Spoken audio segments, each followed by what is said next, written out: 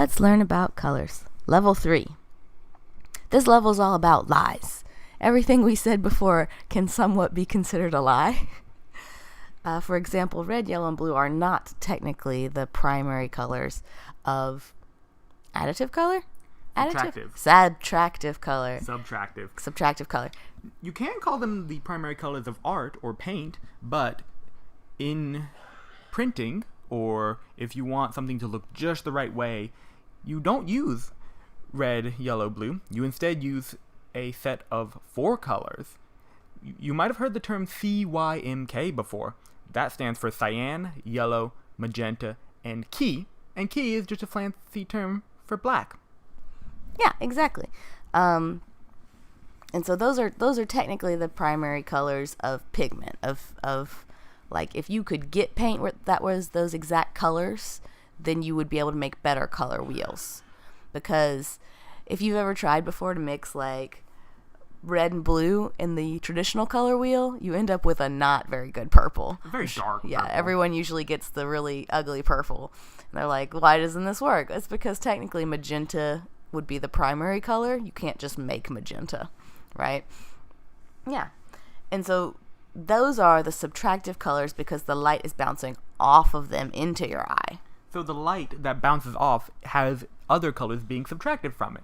So whenever a cyan pigment is on an object, the white light that hits it, has everything except cyan subtracted from it. That is why all you see is the cyan, hence subtractive color. Yeah, and then that means that there is additive color. So additive color is light. So like your computer screen or a TV screen is shooting light out at your eyeballs. And so the way the colors work is different because it's actually the light. It's not bouncing off of anything. It's going straight into your eyes. So the primary colors of light are RGB, red, green, blue. And those mix to make cyan, magenta, and yellow. And why red, green, blue? Well, remember the cones mentioned in level 2? Those cones, there are 3 types. One for red, one for green, one for blue. And so, the colors of the pixels on your computer screen are colored to react to your cones, to make your cones react. Yeah. So your eyes, the back of your eyes, are reading the colors, and the computer is putting these pixels close enough together to mix and make new colors. Right? It can only shoot out red, green, blue, but it can make so many mixes of them that our brain can understand as different colors. Right? Yeah. Yep. Also, the colors we talked about how the colors are wiggly, like the amount of wiggle is what makes a color different. Yeah, we did. We said that the second level, we said the wiggliness of blue, okay. Red, yellow, and, you know. We talked about how they're wiggly because light is a wave, right? So it's wiggling through the air or space or whatever, and it's getting into your eyes, either bouncing off of something or going straight into your eye. And so the very quick wiggles are more closer to red, infrared, no, blue, ultraviolet, infrared. Yeah. So very quick wiggles is closer to blue, and then if you get slower and slower and slower, red is on the other end of the spectrum. And the rate at which something wiggles, you would call its frequency, because of how frequently it wiggles back and forth. So high frequency light is blue, low frequency is red, with green in the middle. Yeah, all the other colors are in between, right? Yep. Purple's just made up. Purple does not physically exist. If you took the wavelength of light, which is the inverse of the frequency, if you took the frequencies of light and laid them out in a line, you wouldn't see purple anywhere. You might see something that looks a little bit like purple at the end of the high frequencies next to blue. Close to blue. But that bright, vibrant purple, that magenta, doesn't physically exist.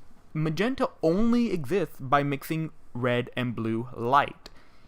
You don't have a frequency of light that is the same as magenta. Yeah, so your brain makes up colors. It does this for what it can only see. Like we said, it can only see the red, green, and blue light with your cones, right?